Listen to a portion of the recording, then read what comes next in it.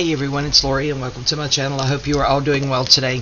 So today I just wanted to come on and just show you guys a quick thing that I was working on, or that I am working on.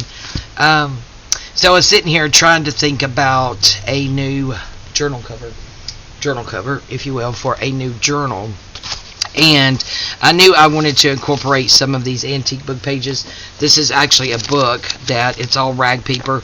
It's from the 1700s that I bought from Rachel over at Roxy Creations. So I had this one closed because I keep those like really close. So the first thing I did, guys, was got out an envelope, which is tucked away in here.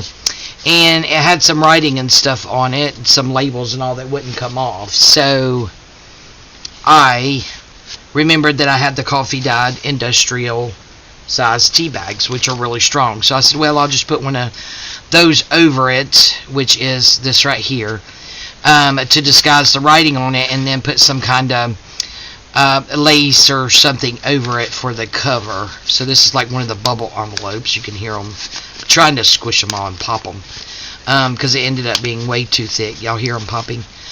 So this works out a lot better because I had already nixed this and was going to do something else and not a journal cover, and then when I figured out that those would pop, I popped them all. So anyway, you could still see it through it. So I grabbed these book pages and put a book page on it. Did that to the front and the back. And now that I've popped most of those little bubbly things in this envelope, I think it will be good for a journal cover. Just get a piece of sheer lace and stitch it on the front, on the inside and the outside. So this is going to be a cover. But the idea that I had, guys, once I went from there, when I thought that was going to be too bulky to use, is actually this for a cover. And oh my gosh, so all this is one piece of book page glued to the coffee-dyed industrial coffee filter, and this stuff is really strong, and then another book page on the other side. So you have the coffee filter in the middle. You can see it poking out there. And I love this as a cover. So once the glue dried, so I glued them together. Came back to it once the glue dried and folded it. And this is amazing. I think it's going to end up being like a small journal. So 6 by 4.5. But I love this. So I thought we would just pop on and do one of those real quick. Just in case you have these things laying around at home and won't. Okay, so nope, I was wrong. This is 1828. I apologize. I have some 1700s, but that's not one of these. Yeah, this one's actually 1828. So I do apologize on that. Alright, so what we... Oh, come back here. Throwing my pages in the folder. So all we need is 2 sheets. So we will just get us 2 sheets there. And I just used the PVA glue. Get out a piece of the... Go this way, yeah. Out a piece of this. And then we're just going to glue that on there like that. And then we're going to cut it out, flip it, and then glue the other one on there. Let's make sure. Yeah, that could be our front cover. So we'll do the glue on this side. Yeah, I have no words for how amazing that little pieces of, you know, the book page and stuff feel to make a journal cover with. It's going to be really nice. So let's get this glued up here, and I will probably go in there and stitch around that as well. So I'm even thinking about possibly putting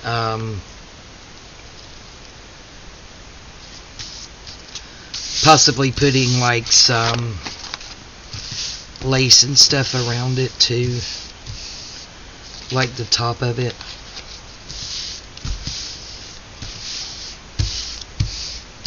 Alright,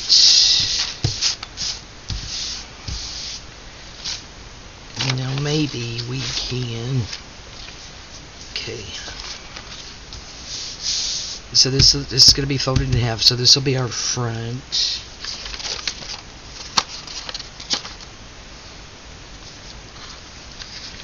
Is that 2 pages? I got too many pages out here. Alright, so that'll be the front. It's going to be folded this way. So perhaps this could go this way, and we could go ahead and put that on there. I think we'll be good to go ahead and put it on there. About like that. And then I think we're actually going to take our tear ruler, like I did on the other one, and tear around this instead of cutting it. That way we have that, you know, kind of torn edge and not such a straight edge. And then also we can stitch around it once it's dry. Once the glue is dry.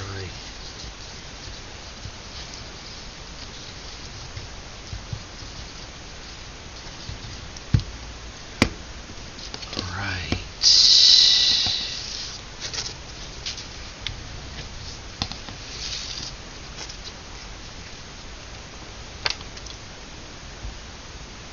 Forgive me if I get my fat head in here.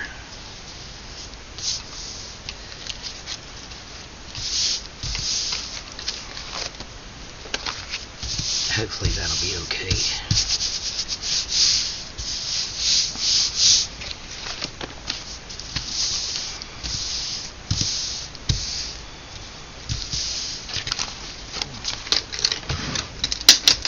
Alright, so the tear roller will go there.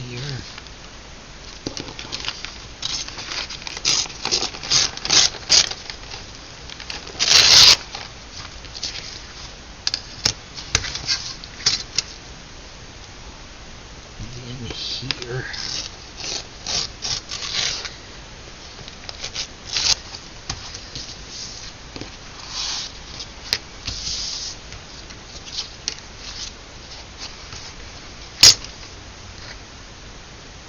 And then here. Oops. Not holding it down hard enough.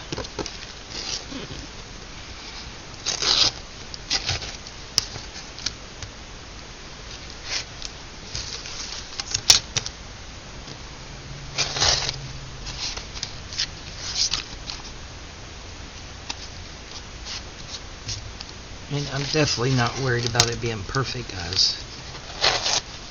Okay. And then now, here.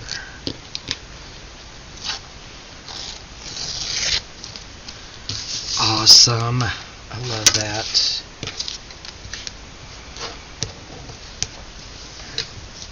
Okay. Love. And again, guys, it's hard to explain how it feels once it's dry, but it really is so thick. So thick. Yeah, so that's going to be fun for a journal for sure.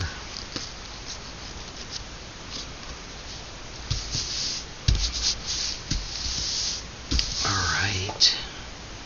Well, there we go, guys. So I think we are going to... Oh, let me go ahead and share this with you that I've been doing. And then we will call this one a video. So I took some of Heather at Ruby and Pearls in... It may be all her stuff. It may be some other stuff. I don't know, guys. I get confused when I get to printing and I don't have stuff in folders in my... laptop, which is what I need to do. But some of her antique French letters, printables, and I printed these on that pure sugar cane paper that I told you guys about. This one I even crunched it up and then put it together. But that's the paper that I used. So I just got some of these ready, and then this one right here. It's just some antique, well, it's a printable, but it's, yeah, just some antique letters and different stuff. So I just have a bunch of these copied and ready. Isn't that pretty? Stuff in something. And I love this paper. This is the natural color of this paper, is this little creamy color, and it looks like there's little teeny tiny little specks in it. And guys, the way this paper tears is amazing. I will tell you, if you decide to go on Amazon and go and get this, that it is a bit fragile. So I was taking this little thing here, which is what you use to distress with. It has a little blade up in there, and doing this, and it does that really good. So you can kind of rough it up, even though I did use the tear ruler. But see how you could just rough that up? I guess maybe you could see that. Make it look tattered. It does tear. See that? It tears super, super easy. So if you decide to get that paper, just know that this paper, this 100% sugarcane paper, really does mimic antique paper, as in how thin and fragile it is. I think maybe this was 20-pound paper, but it is really fragile, so please keep that in mind. What you thinking I'm telling you, go over there and getting paper that's, you know, literally gonna fall apart and tear. Just know it is fragile, because I was looking for a paper, and on these right here, guys, how they're plain, like up here, I'm thinking I'm gonna find some of my stamps and just stamp a stamp up there, or get some of my vintage or antique actual real stamps in my collection and put a real stamp on there, even though it doesn't actually go on there. This is dated 1797. Isn't that cool? So I got a lot of those ready to play with. There's another one, and that's another actual letter, and then these are just actual envelopes, printables. Yep, they're printables, guys. So just envelopes. Maybe we can stick some of these in. Look at that. Absolutely perfect. So that's a good thing for those. Some open from the side and some open from the top. And again, I printed these on that same paper. So we have those. So yeah, that's what I've been up to. I was doing some stuff yesterday, but my printer wanted to start acting all cray-cray on me, and was not actually pulling my paper through the way that it should. So I nixed that yesterday because I wasn't in a mood to fight with it. So yeah, just turned it off, left it off for overnight. I don't know if being turned off that long it reset itself or what happened, but yeah, popped that paper in there today and started printing, and it did just fine. So who knows? Alright guys, thank you all for hanging out with me today. I know it is a short video, but yeah, just wanted to let you guys know what I was crafting and doing today. I'm going to get these two covers ready, and then maybe we can start picking out some paper and stuff. I know I told you guys in some earlier videos, sorry, I hope I'm not getting sick. We've got a couple, well, at least one person at work that's tested positive for the flu, so hopefully that is not coming, because I hear something in my voice. But yeah, anyway, so yeah, that's gonna come up next. But anyway, no, what I was saying was, I was telling you guys in a previous a couple of videos that I just feel the need to get organized and get some specific stuff in my stash. That way when I do go to do something, it is better organized and there at the ready. I did do some more of the stamping that we did too, guys.